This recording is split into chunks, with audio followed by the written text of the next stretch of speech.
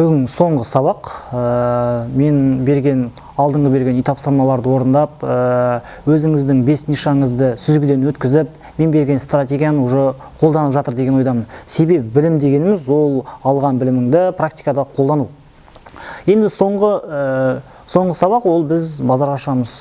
Жалпы базарға адамдар, біз не үшін шығамыз базарға? Базарға шыққанда ол базар ақшаның, сауданың орталығы.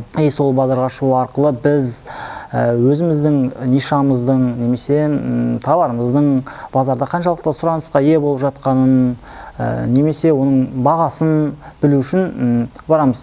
Негізі көптеген бизнесмендер немесе саудагерлер мынандай қателік жасайды. Бір товарды алады, осы товар маған ұнайды, осы товар өту керек, мен оны сеземін дейді.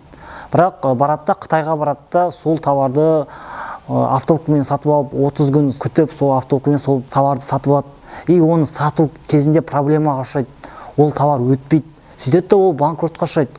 Ол көптеген бизнесмендердің қателігі, қателеседі көптеген бизнесмендер. Ал біз ондай қателікті жібермейміз бұда. Біз базарға барамыз, өзіміздің чек-листімізді аламыз, 5 фильтрден және стратегияны өткізген товарларымызды қолдана отырып сатып аламыз. Енді бұл кезде кішкене бір ескеретін жағдай.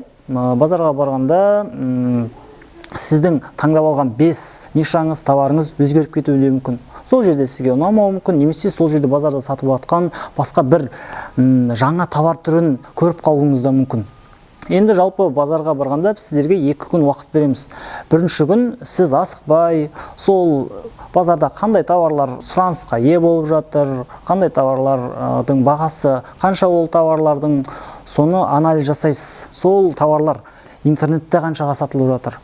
Соның бәріне бірінші күн асықпай анализ жасайсыз. Бірінші күн анализ жасап болғаннан кейін, екінші күн сол товарды барып біз сатып алатын боламыз. Енді сабақтың қорытындысына келейік. Сабақтың қорытындысында мен сізге төменгі ссылкада чек-лист қалдыратын боламын. Сол чек-листті толтырып, базарға барып, мен айтқан кеңестерді пайдаланып, өз алғашқы бизнесіңізді бастап кетіңіз.